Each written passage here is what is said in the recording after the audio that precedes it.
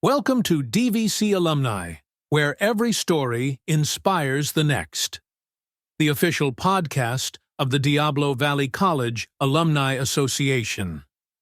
As we celebrate 75 years of DVC's impact on education, careers, and community, we're honored to share the incredible journeys of alumni who've transformed their time on our vibrant campus into meaningful careers, community contributions, and personal success. Each Tuesday, we spotlight DVC alumni, from first-generation graduates to entrepreneurs, educators, and leaders who share the triumphs, challenges, and pivotal moments that shaped their lives. And on Thursdays, it's Resource Thursday. We dive into the programs, departments, and services that make DVC the supportive, dynamic community it is, exploring how they serve students and how you can connect with them. Whether you're a current student, recent graduate, or longtime alum, join us as we honor DVC's legacy and discover how our past continues to inspire the future. Thank you for being part of this journey. Be sure to tune in, subscribe, and celebrate with us.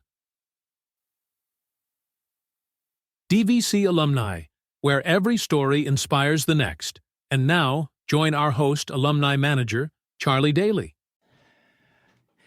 And we are live, and I'm very excited to have you here. And why don't you go ahead and introduce yourself? All right. My name is Rebecca Barrett. I am a governing board member for the Contra Costa Community College District, representing Ward 3, which is mostly Clayton, Concord, a pretty big chunk of Martinez, half of Pleasant Hill, and a little bit of Antioch. The lines are all strange. I know. And I've always been, it's kind of like I used to live in Pleasant Hill a few years ago, and where Pleasant Hill ended and began, it was always kind of confusing in some spots, you know? So, yeah, I get it. It's like, and I'm sure it had to do with population matches that maps that have long since expired.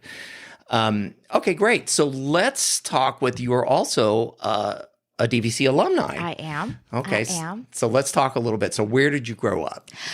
I grew up all over, actually. So I was born in San Francisco. And when I was about 3, we moved to Liverpool, England. Oh, my. Yeah.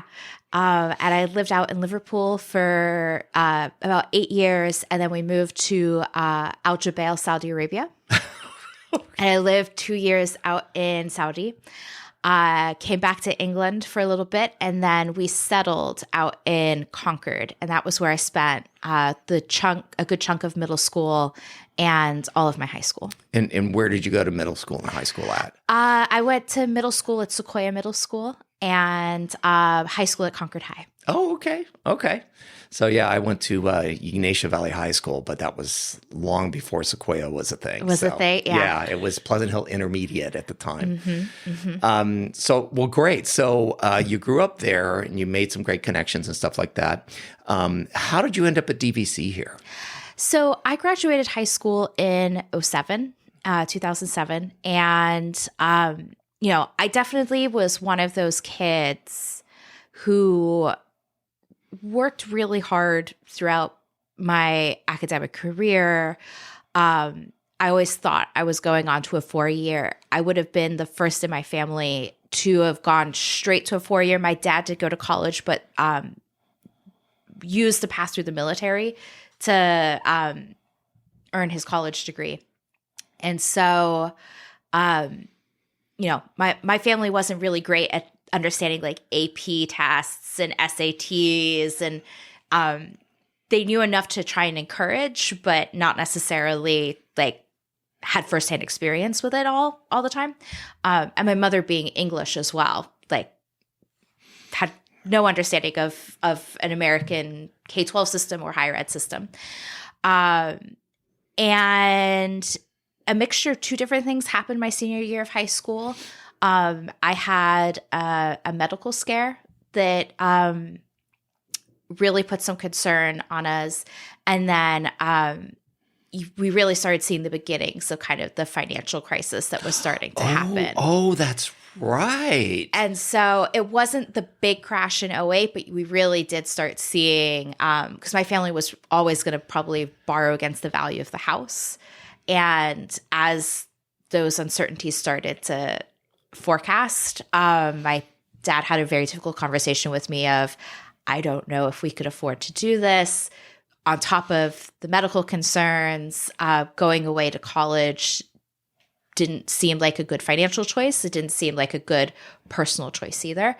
And so I made the decision to go to DVC. And this is the interesting thing for me with community colleges is we have to be a system for everyone. And so there are lots of students who come to DVC and it is like they're definitely like excited to be here. It's a great opportunity.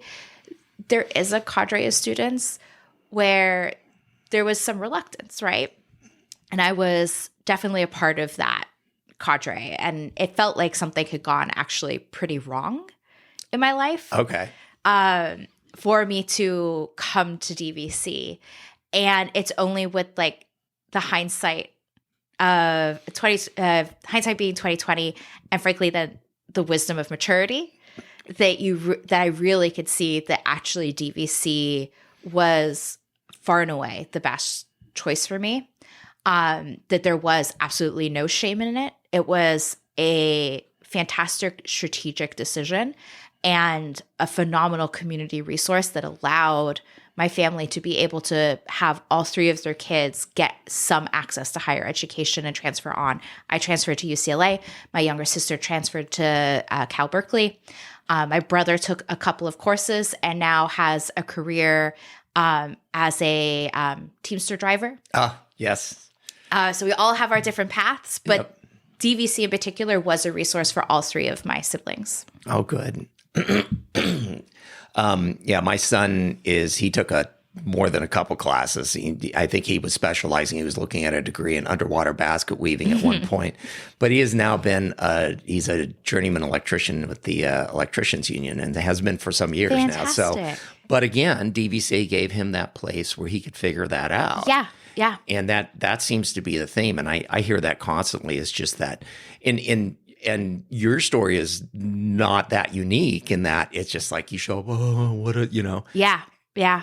I mean, I feel like I do spend quite a bit of time when I talk to other young people now in my role as a trustee, like there are pretty consistent themes of what paths different students are on. And there is a theme of some students are reluctant to go to community college. And I do think that's just, frankly, it's a stigma that comes from we accept 100% of the students that apply. And we see that as our strength. But the exclusivity factor at times particularly is used to try and really lure young people into, look at this, you've been exclusively chosen, where education is a resource. And we get to be a resource for everybody. And then frankly, that poses some interesting policy questions of how do you build a college campus that is designed to be a resource for everybody in different phases of life, right?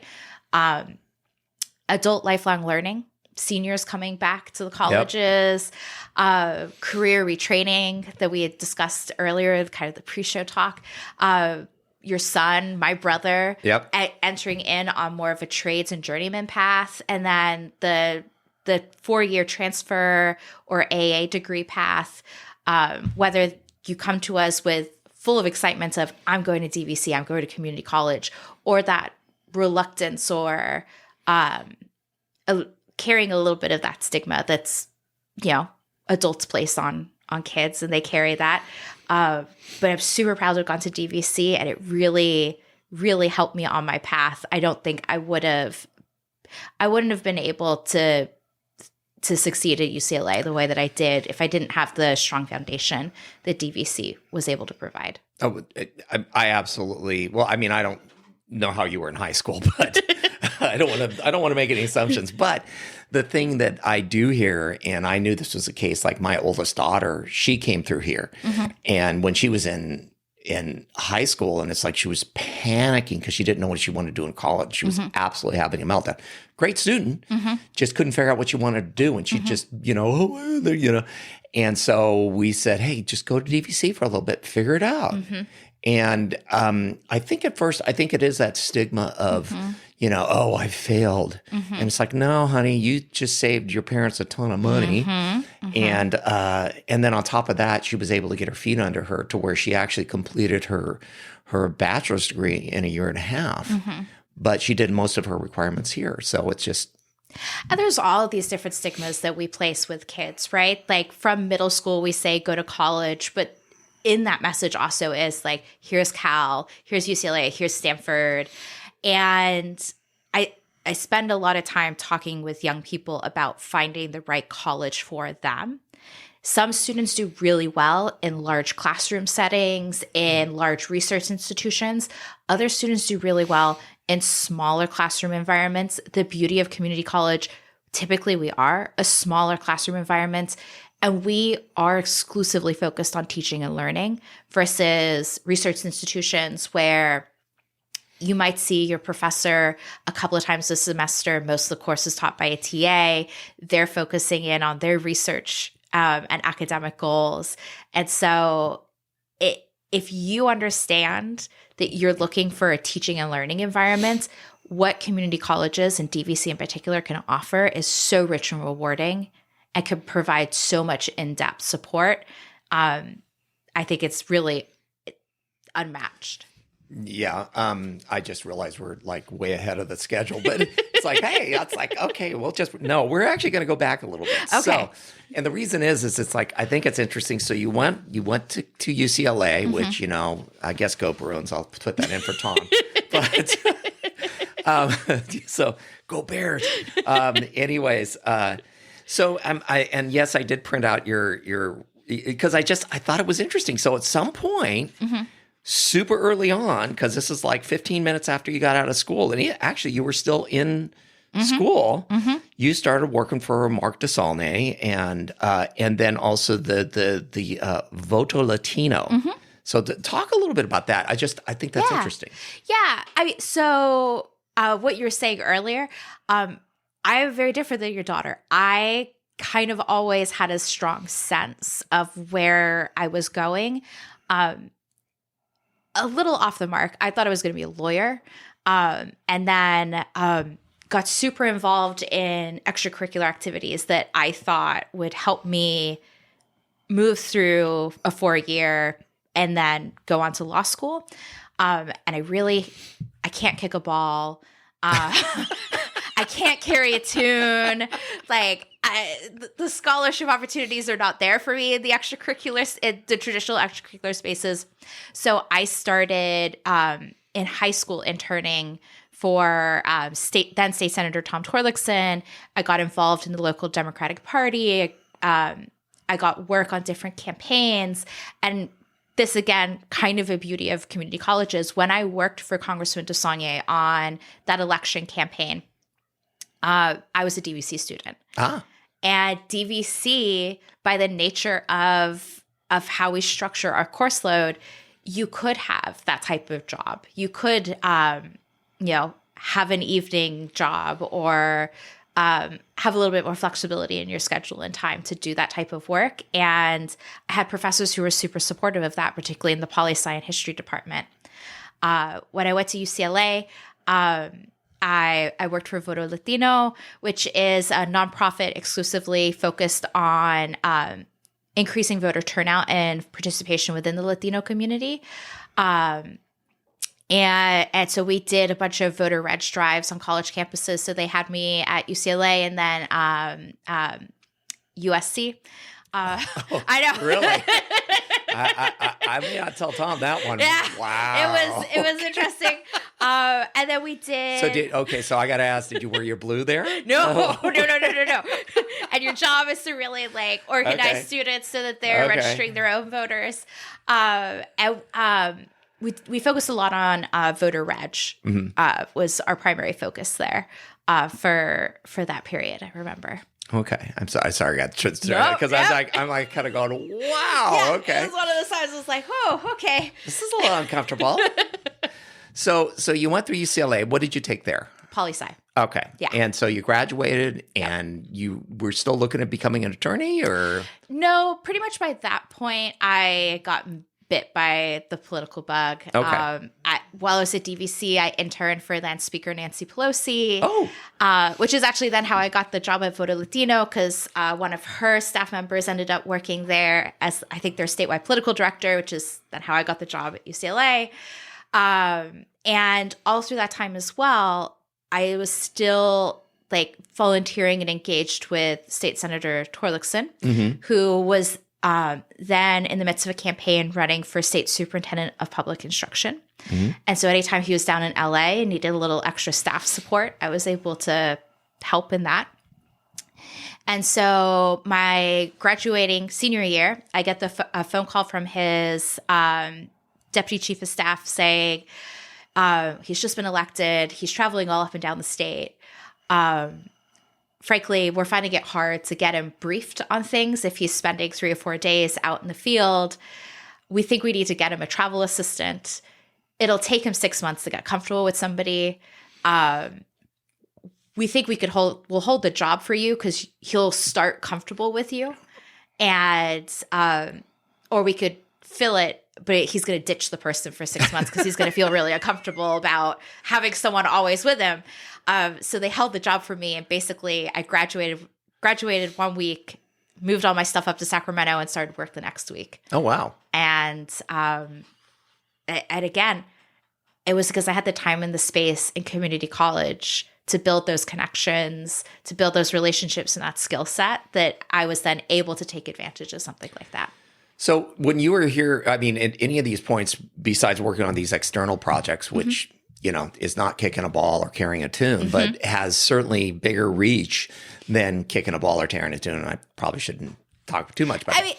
But students also are very good at, like, our student athletes are amazing, yes, right? They are. Like the life skills that teaches, and that I now realize as an adult I missed out on. I just was very self-aware at 15 of like, that is not how I'm going to get a scholarship. Both of my daughters played softball, and I coached them, and my youngest one played in college. And the one thing I really appreciated about them playing that game is it's a game of learning how to lose, because you're failing most of the time you're at the plate. Yeah. And if you fail only 60% of the time at the plate, you're going to go to the Hall of Fame. Yeah. So it's just kind of, I've always thought that that's an interesting lesson in life. It builds resiliency. Builds character and builds perspective. And my oldest one now is a pickleball player. She's actually a pro. Yeah. So, but it's because she's learned to, fight through it. So, so during this time period, were you involved in any student clubs or anything like that? Or that just wasn't a bug that fit you? Or less involved in student clubs. I spent a lot of time really trying to get to know faculty members. Okay. Which then was fun. Then joining the board about 10 years later. And I actually, when I was thinking about running, went back to a couple of my poli-sci professors, was like, I think I want to do this. What are your thoughts? So Professor McDougall, Mazzoni, Professor Powell, who still teaches here at the history department, Mickey Huff, these were all professors that had a real impact in how I thought and how I navigated an education system. And to be honest with you, the fact that I can name 4 professors at DVC, and I think I can name 1 professor from UCLA, so... Again, that's not that unusual of a story, until I just did an interview with a friend of mine that'll come out in a few weeks, but he was here back. He and I are a year apart. So he was back here in the early 80s, which it pains me to say is a long time ago. But yeah, he's he can't remember hardly anything, know, so. Yeah. But so you were so when you were here, did you take advantage of so you were a good student I was a decent student. I also have a learning disability. I'm very dyslexic. Oh, wow. Very, very dyslexic. I was actually talking about this at the board meeting last night. DVC was the first time at an American school that my dyslexia was recognized and that the support services were there. When it was dealt with on the K-12 system in the United States, it was done by the grace of individual teachers and not actually a system coming in to support. I do think that is a real difference. And so campus community, I think, could look different for everybody, but like having that extra support and then building a community with faculty. And then I had all my friends from high school, so we sat in the quad a lot and ate French fries. Yeah. That was kind of like my campus community was that kind of network. Yeah, the learning disability thing. I've heard a lot of stories about how DVC helped people that some of them were pretty awful students in high school. They got here, and teachers here were going, "You have a learning disability. Here's how we're going to address it." It's not just, hey, you need to go take care of it. It's creating that environment. And I think that's definitely one of the many feathers in the cap of DVC. 100%. I also, it happens a lot with adults, talking to actually the parents and them saying, I went to DVC. It was the first time my ADHD was ever recognized. It was the first time my dyslexia was ever recognized. And then, we typically send you to get tested somewhere at DVC, and then extra supports are available for you. I just didn't get that at the K-12 level here. Yeah, which that's another Whole discussion for other, another. yeah. Maybe we'll beat up on Mike Maxwell for that one. So. Not really, but no, not about beating people up. No, it's just, but Mike Maxwell's on the Contra Costa Board of Education. Yes, so the you county know board him. of ed. Yeah, Yes, yeah. So, but no, it's definitely one of those things. And Lynn Mackey is also, she's a good friend of my wife's. So it's just, I love Lynn. Yes. Yeah. So now we're dropping names here. I'll pick that up. Anyways, so you went from, gosh, we're having a good time. Yeah. So you went from Tom Torlakson, and you did like a ton of stuff for it. Talk a little bit more about that, because you raised a bunch of money for him. And so talk a little bit about that. Yeah. So I spent about 5 years in the Department of Ed. I took 1 year off to go work on his reelection. So that was the fundraising piece. And but prior to that, I spent about a year and a half as a full travel assistant, and then slowly worked through into a little bit more of the policy space, and working pretty exclusively in the superintendent's office to help kind of manage his special projects, and looking for consistency in his vision when we were releasing different policy documents and memos. Because I spent all this time with him, literally nearly every single day, listening to him talk to different stakeholders and in different meetings. And my first job was to sit there, listen, take notes, field back any commitments he made to different people in the departments. Be like, he said, we're going to do this, and field that out. So I felt like I had a pretty good sense of where he was on things. So, when we did the Blueprint for Green Schools, or we had an ed tech report, I was going through and really looking for consistency of his voice and his values and his vision. So you did that for a while.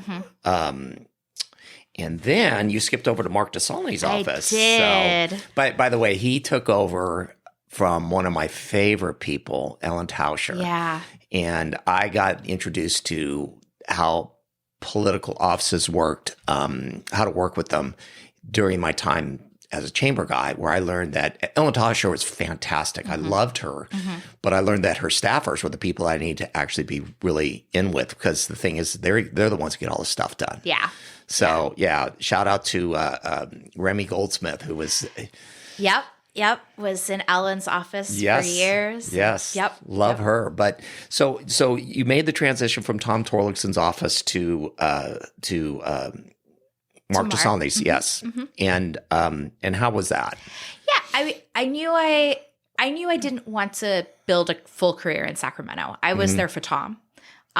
He had just won his reelection. We were in the first year of the second term, and a position came up in Congressman DeSaulniers' office. I have a ton of respect for Congressman DeSaulniers. He's really one of the funniest men in politics. One of the most thoughtful and well-read. He spends all of his time on the plane reading different books that could really pull sometimes counter ideas together and hold space for that, which is sometimes rare in politics and governing. Yeah. And so it was it felt like an opportunity to get back to the district and get back to my community, which I wasn't necessarily sure I wanted to stay in the Bay Area, but I knew there was a path forward in Sacramento that you were expected to be on at some point. Go to the legislature, be a legislative staffer in the Capitol, probably go into either lobbying or Sacramento style fundraising. That's the path. And I just had this moment of that's not what I want. And I could see everyone else starting to build this path for me. And how do I say no? Yeah. And keep moving. So Congressman DeSaulniers' office felt like a good move. And I have to re-say something. He actually took over for George Miller, which was did. some really big feat to fill. Yes. So Yes. yeah. But the first campaign that I worked on, referencing earlier in the interview, which was the Mark DeSaulniers for Congress 2009. Yes. That was the Tauscher seat. Okay, And he that's lost right. to Garamendi. That's right. Stayed in the state Senate. And then when Congressman Miller retired, the districts have been redrawn. And then State Senator DeSaulniers was in Congressman Miller's district and ran for that seat. Yes. So, and I think DeSaulniers has done an absolutely amazing job, especially he's continued the legacy that Ellen Tauscher had for supporting veterans and things like that, which was always a big deal, So I'll get off that soapbox. Anyways, so you worked with DeSaulniers for a while, and you have a couple of other things going on here all at the same time. So how long did you work for DeSaulniers' office? I actually just under a year. Okay. And then kind of continued to get bit by a political bug and kind of wanting to go out on my own. And so started consulting on different candidates and races in the 2016 cycle. Okay. And how'd that go? I mean, you learned a lot. we learned a lot. Yep. And you win some and you lose Yep. one or two. And I think the thing I struggled with there as well was then it's a very feast or famine cycle of you're very, very busy one year and then it's dead the next. And being in your early 20s and not maybe having a full appreciation for that. So yeah. Yeah, it definitely is feast or famine. There's a few political consultants I know, and it's just man, it is either you're working on 12 campaigns or you're just walking the dog for the next 2 years. Yep. So, and that's pretty much it. So, so you went along. You have a couple other things going. You did Boys and Girls Club over here in Martinez. Love their program. Yep. So you did that for a little while. Yep. California Emerging Technology Fund. Talk about that. That sounds very interesting. Yeah. So California Emerging Technology Fund is the product of a merger between two telecom companies prior to the creation of the California Department of Technology. And the California Emerging Technologies Fund remit really is working to close the digital divide in California. Oh, okay. That is the CPUC set them up really to hyper focus on that issue. And so we all became very aware, acutely aware of what the digital divide meant in 2020 and 2021. Oh, yes. And the state's made great progress in closing the digital divide. But it still persists, particularly in rural counties, in areas of high concentrations of poverty, and in immigrant communities. And so CETF is really there to help the state navigate policy, both in hardware and in still talking to communities about how to take advantage of free or low-cost internet access. Mm-hmm. Which, 2020 really laid that to bear. Yeah, that was ugly. It just, wow.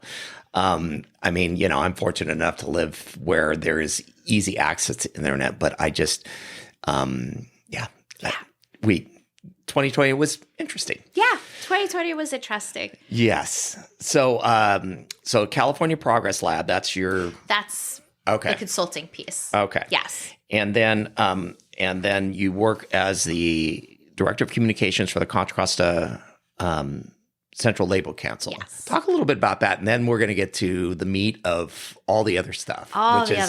Which is going to be fun. Okay.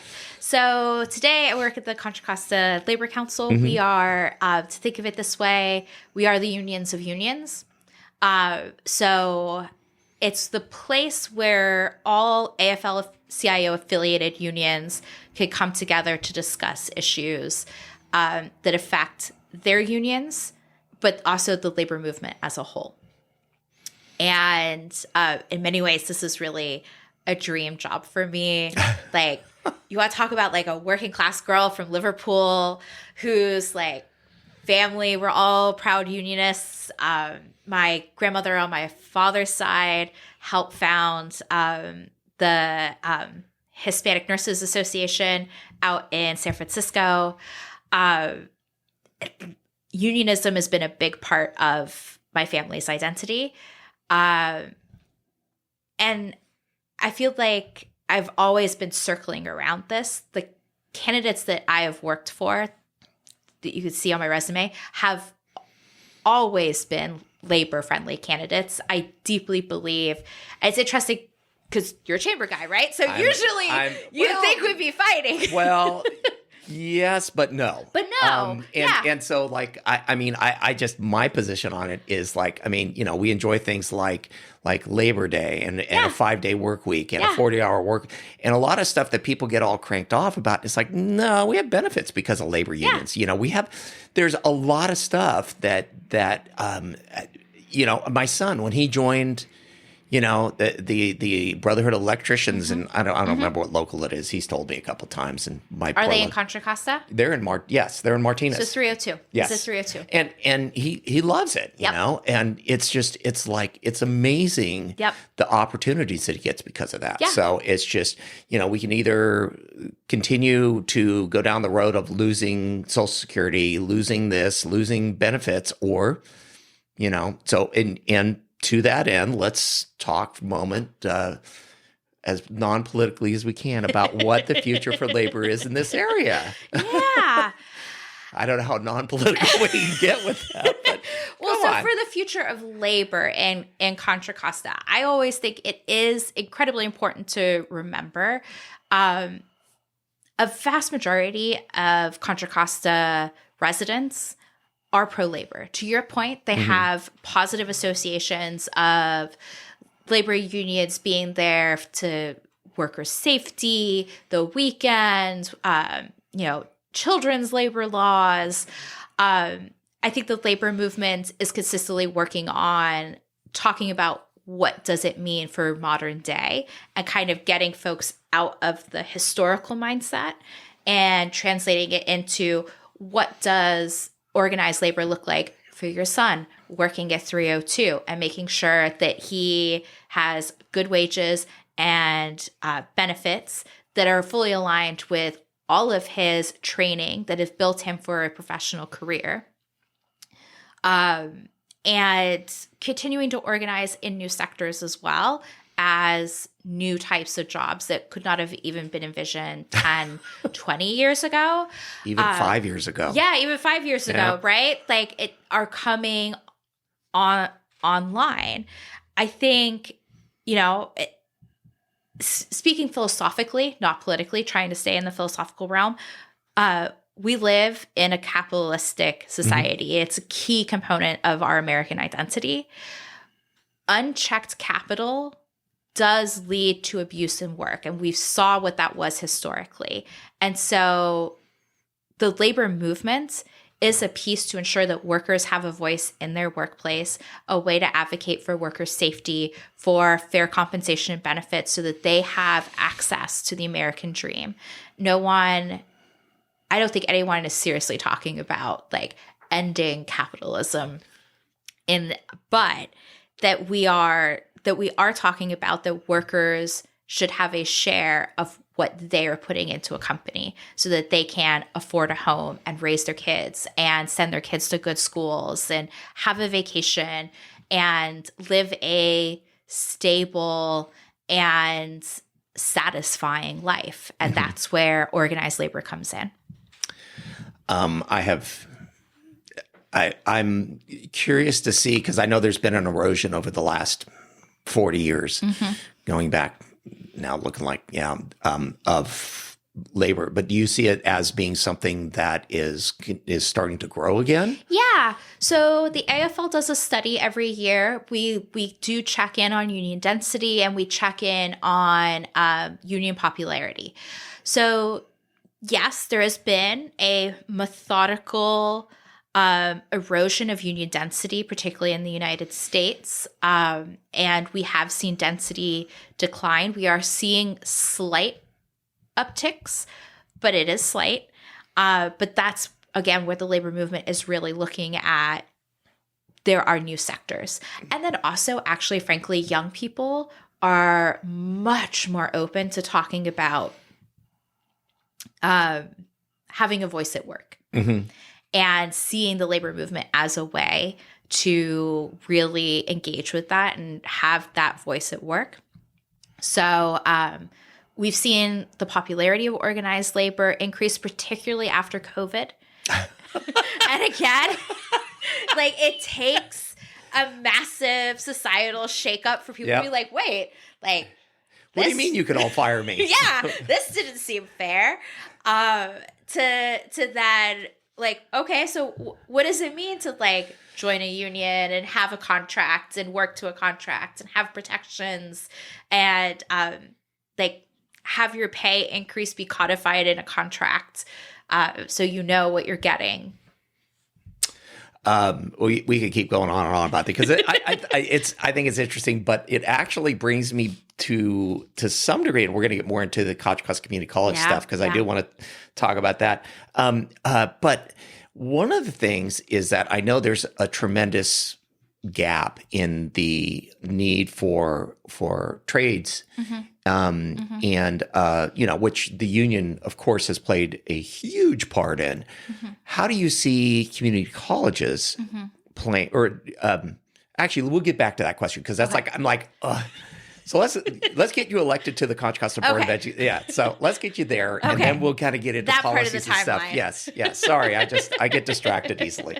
So yeah, let's get you. So you decided to run. What brought you to decide to run for this particular? So I'd moved back to Contra Costa, 2016. I was working on multiple campaigns and races, and it did feel like the state of politics drastically changed with the 2016 results. And a big part of what I was working on in 2016 was actually building internship programs with DVC students to get them involved in political campaigns the way that I was. And then to see those results come in and frankly, like see the level of anxiety and anxiety with our students.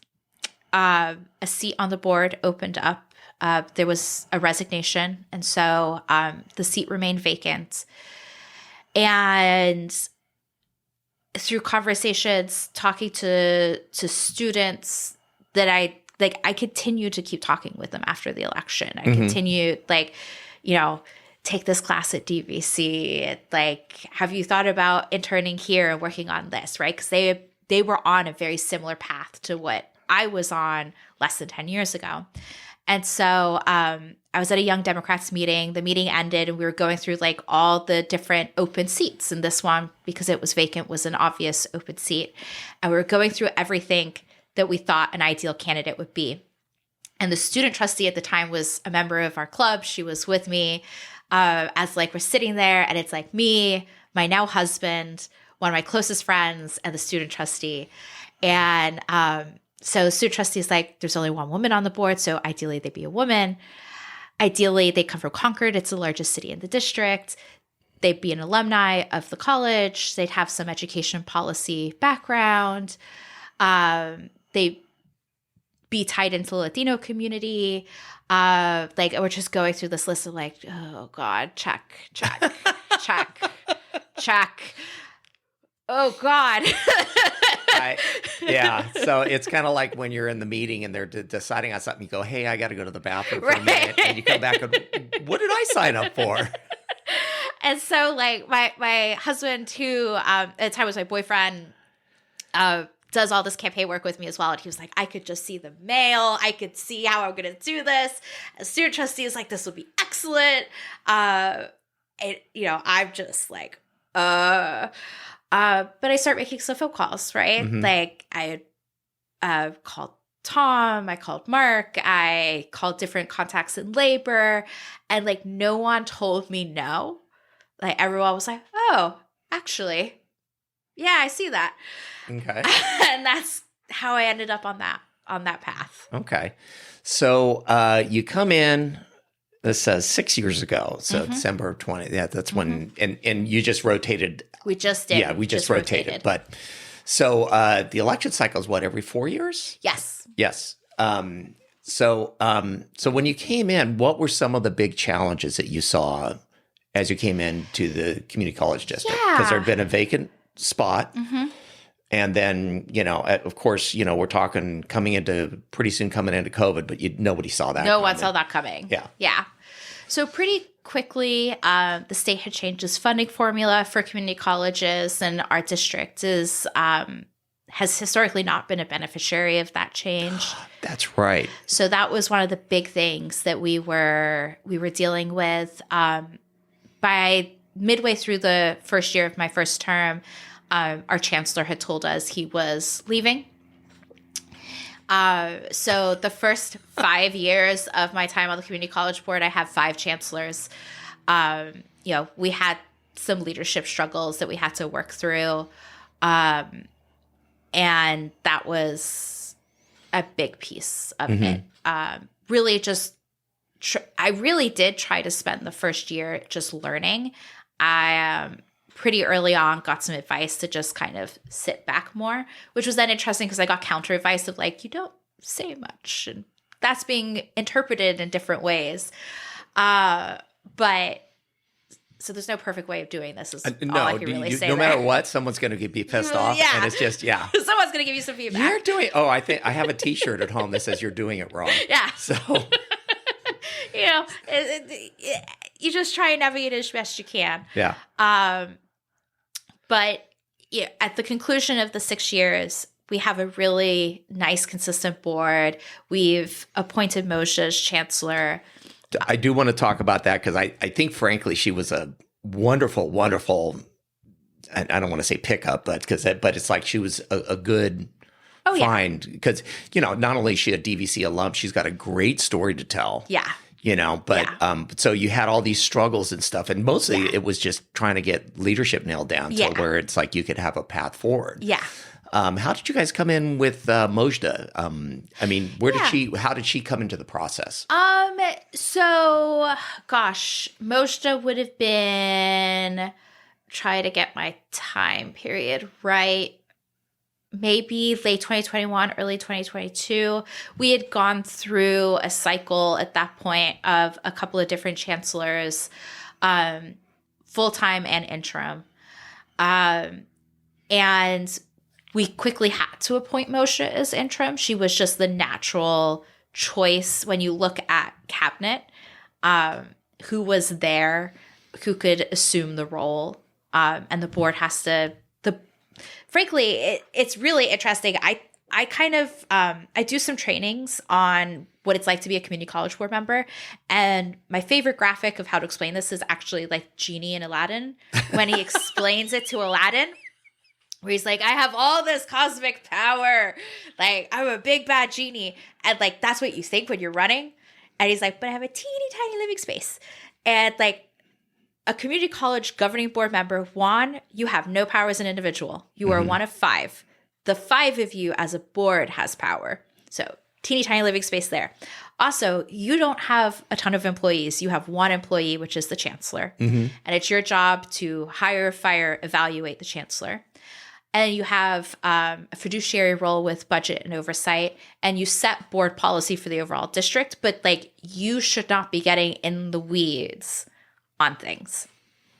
And so the board really had to focus in on what were we looking for in a chancellor? What was our vision for the district? Who could best implement it?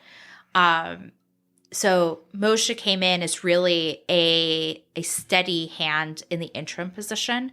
And then we had an open process to hire a permanent.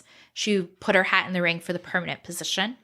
And, you know, when you have an opportunity to hire a homegrown, like alum of your district, has spent her entire career working in the district, so has built up decades of personal relationships and understandings of each of our 3 colleges and their own personalities and the people who work there, like, she is just such a protective influence of us all, of the district.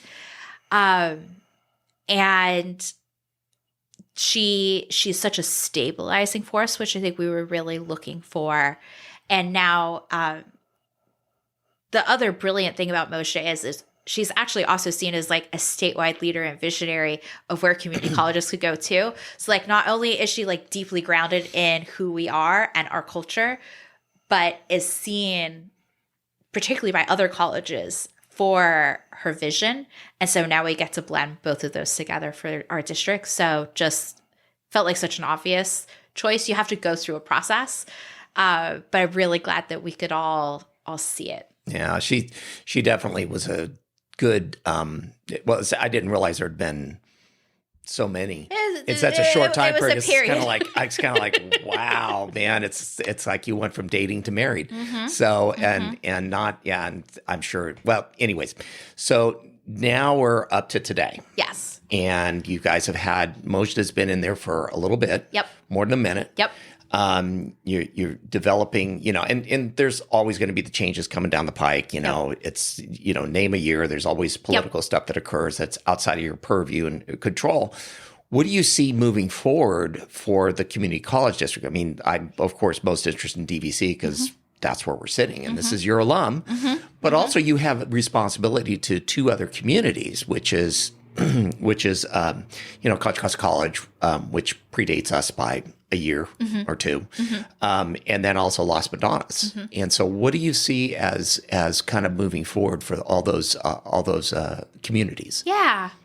So I think moving forward for us, particularly post-COVID, we spent a lot of time focusing on getting our enrollment up, and that's going to continue to be a focus for us. Every year, our colleges, all 3 of our colleges, have inched towards increasing enrollment every single consistent year. So we're very proud of them for that hard work. But I do think we're going to continue to focus on access to our community and different ways that we can serve different segments of our community and what that looks like.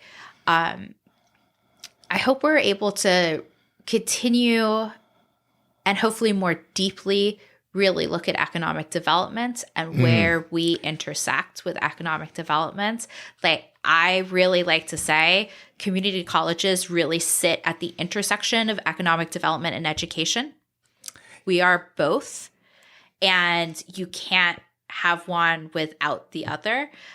So that's what I've been super excited to see the ongoing work of like the Diablo Valley Tech Initiative that's at least trying to like create space for the business community to think of us as a place to come to build a business, to be an educational resource for your employees. But I'm really hoping that we continue to be forward thinking in what industries could be coming to Contra Costa. And so we're educating for that workforce and building out our classes around that.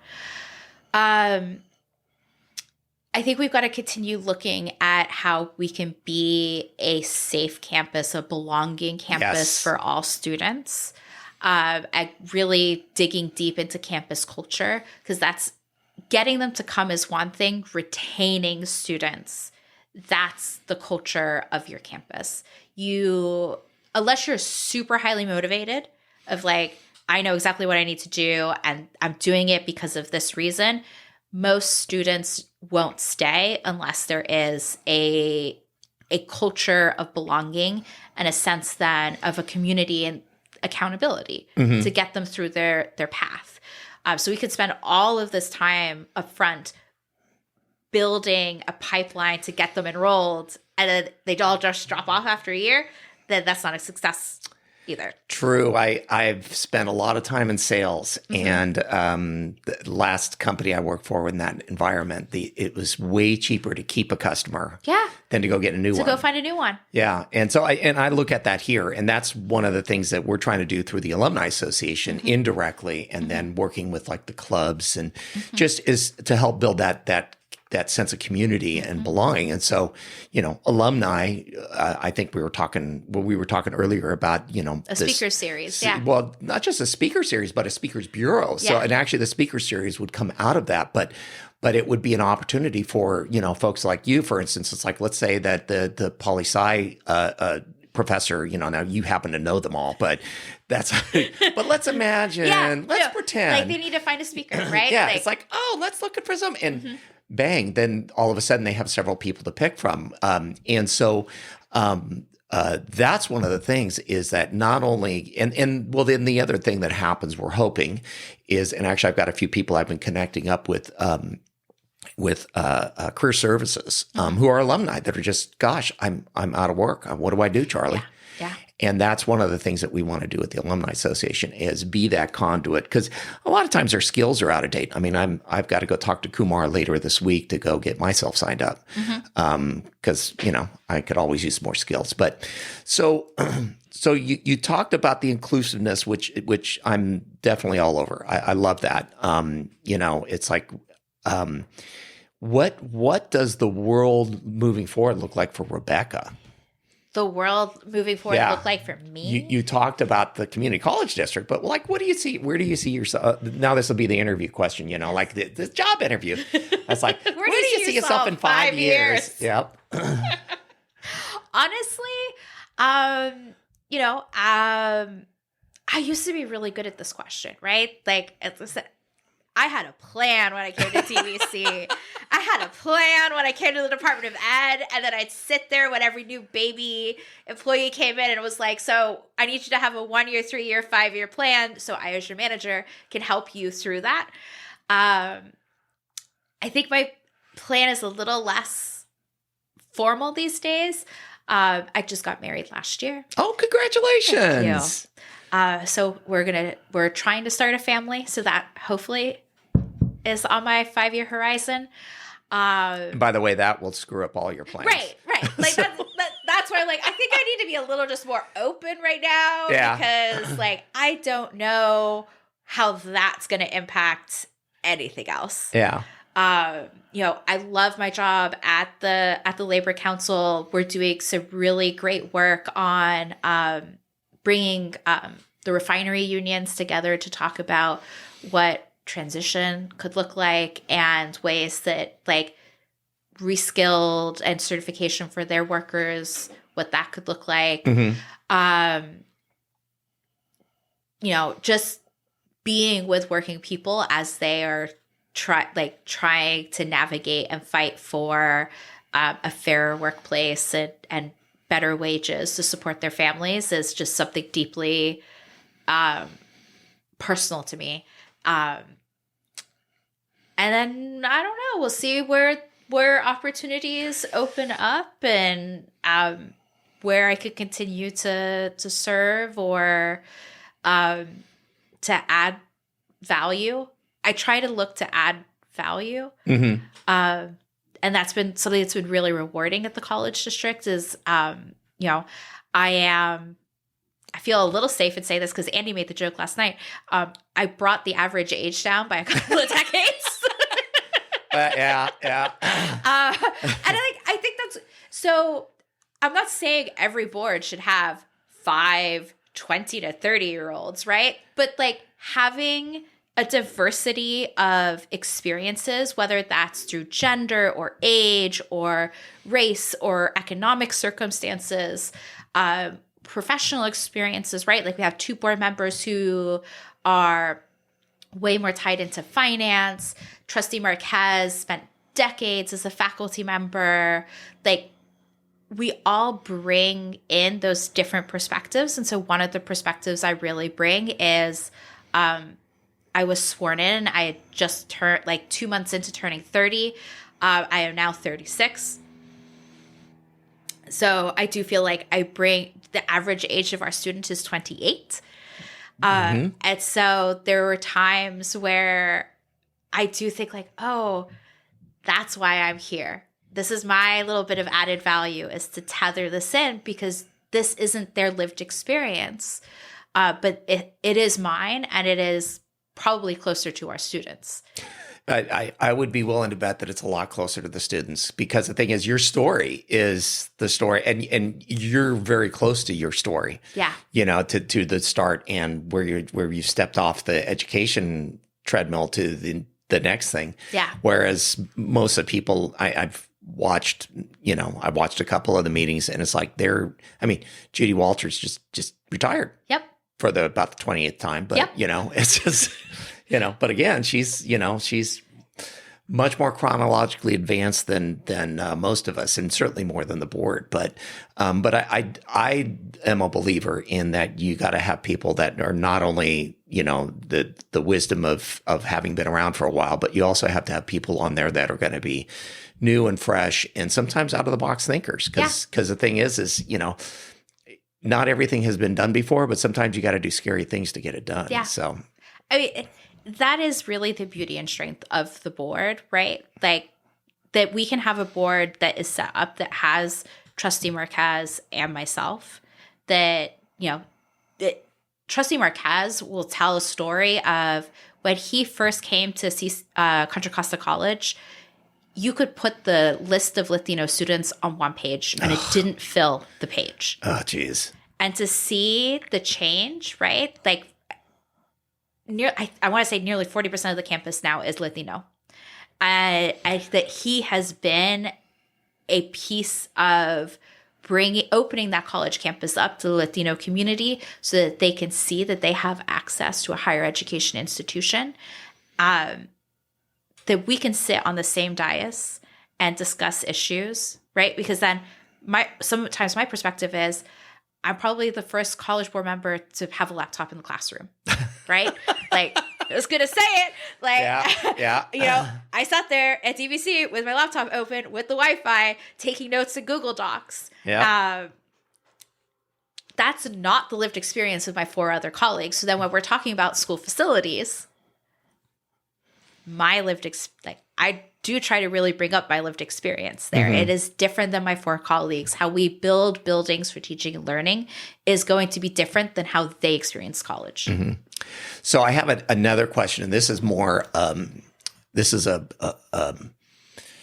somewhat I'm not going to call it a bone to pick, but it is an observation. Okay. And this goes back to my chamber days. Uh-huh. And so I had a English professor, and I, for the life of me, cannot remember her name, but she was on my board for a while. And the reason I had her on my board was that as part of the business community, we were a very successful chamber. And it's like, I looked at DVC and it's like, it's the largest employer in Pleasant Hill, hands down.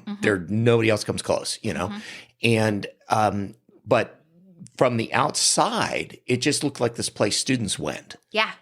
And, and I mean, I was here for 3 months before I started finding out about other things that occur here, like, talking about Kumar over in career services that's available to people. There's, the folks over here at Beth Armin and her crew over there with economic development. And it's just like, there's all these things and the clubs and then the Student Veteran Center and the Puma Center and the list goes on and on and on.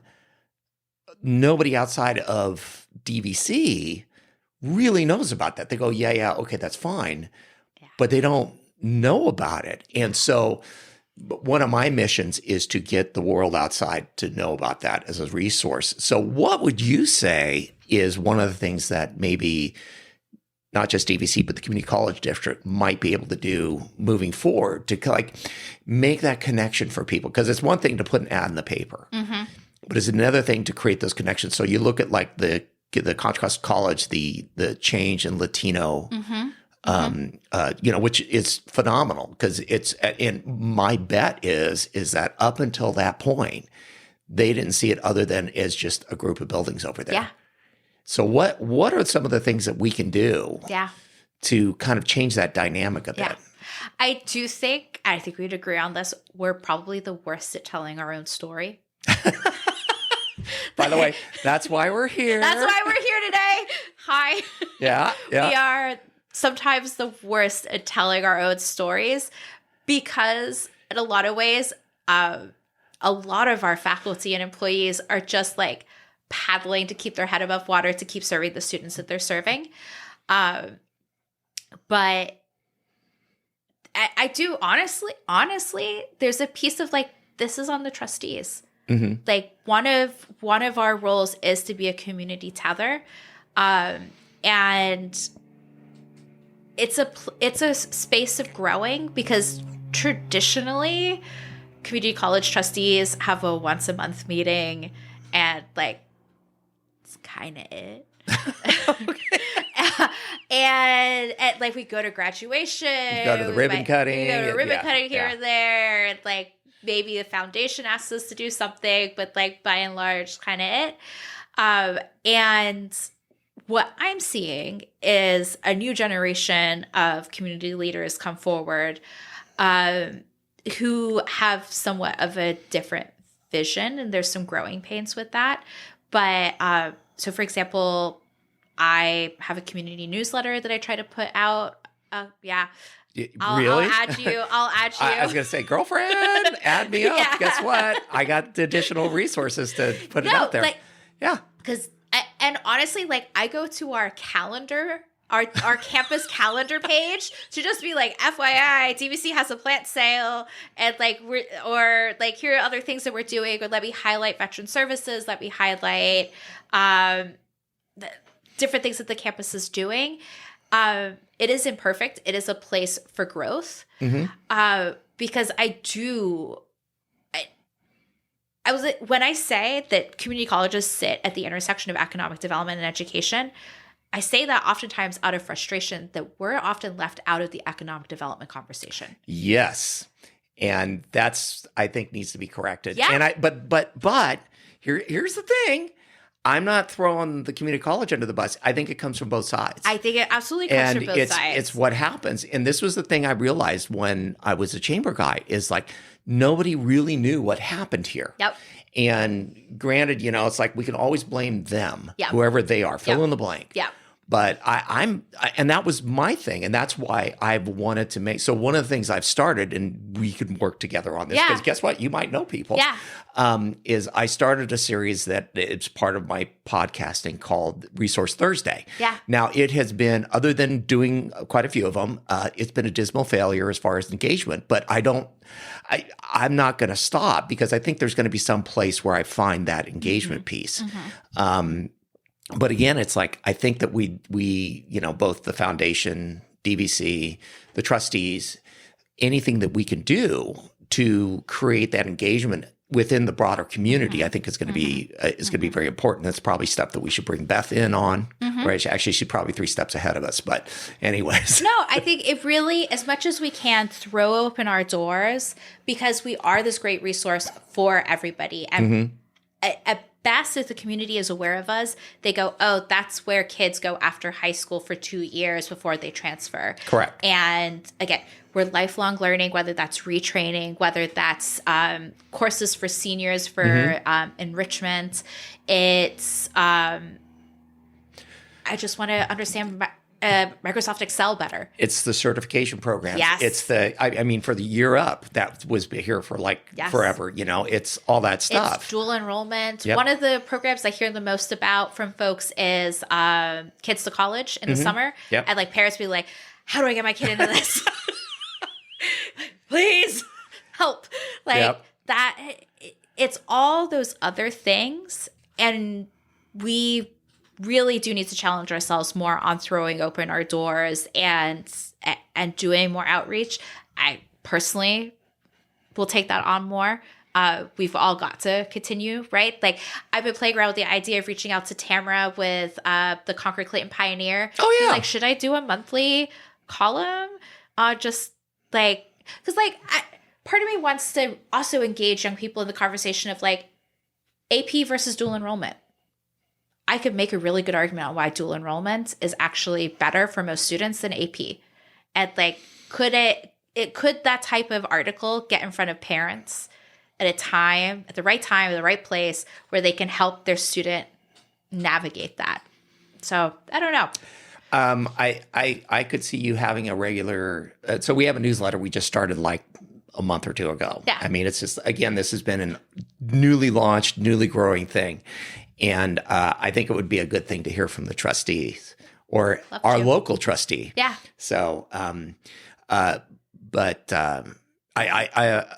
okay. So, had a This thought. is the problem when you talk to me. I will take you on a road Oh, down other things, right? Well, and then I do that same thing. So we're having a fun time. And there's no real script with this. So, so we're coming up over past an hour. And the reason I keep looking, I want to make sure our batteries don't run out on our things. So, so we're going to kind of wrap it up a little bit. So I do want to work with you further on getting the word out on a variety of things.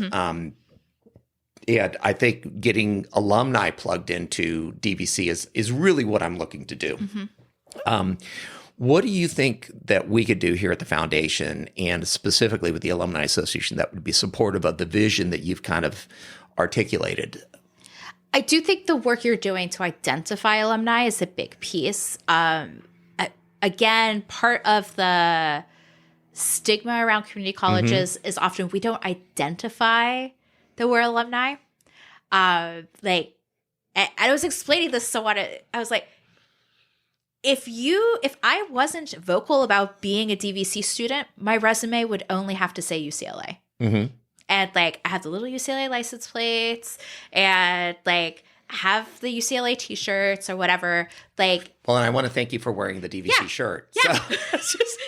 No, I make a point now, actually. Yeah. This was an aha moment, probably during COVID of I need to actually do more to wear merch of our 3 colleges and then be seen in Target by someone and be like, do you go there? I go there, right? Yeah.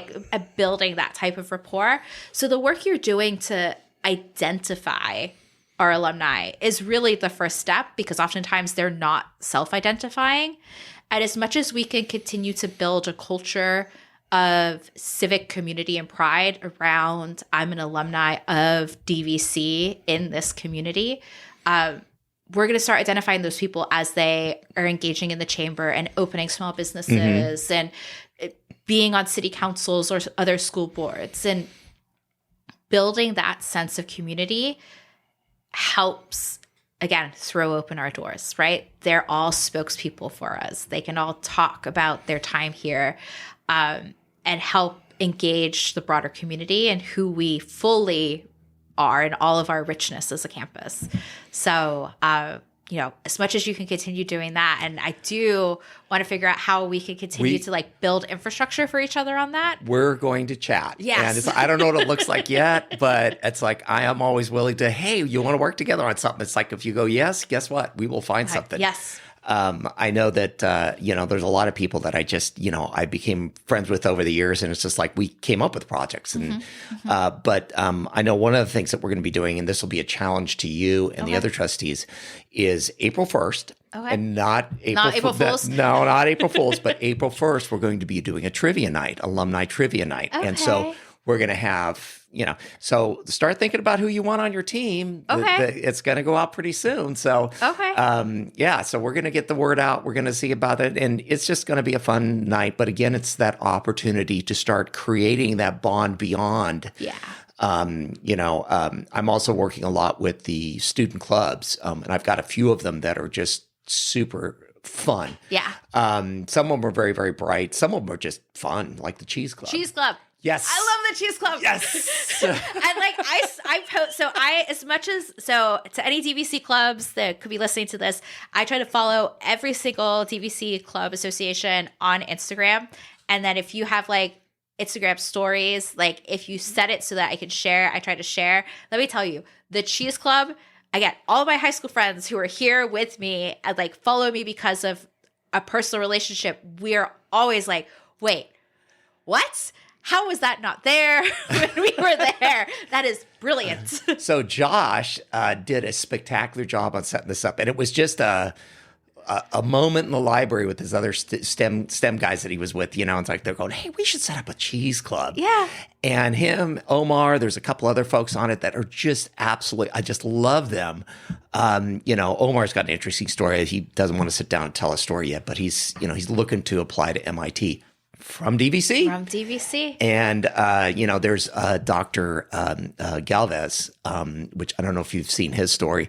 He actually came to DVC because his parents escaped political persecution from Peru, came to DVC, and he said it was the best thing he ever did to prepare himself for Stanford Medical School. UC Berkeley was not. So, but 100% believe it. Yeah. So he's now a very prominent. So it's like, this is the place where these prominent stories do occur. Yep. But yes, I'm going to send you. So when they start up again in the spring, we should definitely meet up at one of the Cheese Club meetings. Yes. Because it's, I just like, yeah. And then start thinking about your trivia partners that you want to get in. Because again, I think, we'll probably have a trophy for whoever's the winner and we'll rotate that around. But other than that, it's, you get a t-shirt and a cup or something like that. It's more about the fun and the camaraderie. And it's about building a community, right? And then getting it off screen. Yes. And in real life is also really important. Yeah. We had, the day that the ribbon cutting was, we then had our tailgate. Yeah. And that was spectacular because it was not only a mix of people coming back to DVC that hadn't been here in years. Yeah. It was then also Vince, who's a recruiter for the DVC football team. He had 75 recruits along with their parents. And so we fed everybody. Nice. And they were just like, you guys are doing this? Yeah. So it's about building the community. Yes. So, okay. So anyways, thank you so much for coming in. Thank you for having me. Yes. And we will do something in the spring to catch up a little bit. And we will definitely we'll see you at trivia night. Love it. All right. All right. Thank you for tuning in to DVC Alumni, where every story inspires the next. The official podcast of the Diablo Valley College Alumni Association, celebrating 75 years of DVC's incredible impact on education, careers, and community. We hope today's episode gave you valuable insights into the journeys of our alumni and the powerful resources available at DVC. Don't forget to join us every Tuesday for inspiring alumni stories and on Resource Thursdays, where we spotlight DVC's departments and services, showing you how they're shaping student success. Until next time, keep pushing boundaries and exploring the connections that make DVC's legacy so special. And remember, DVC Alumni, where every story inspires the next.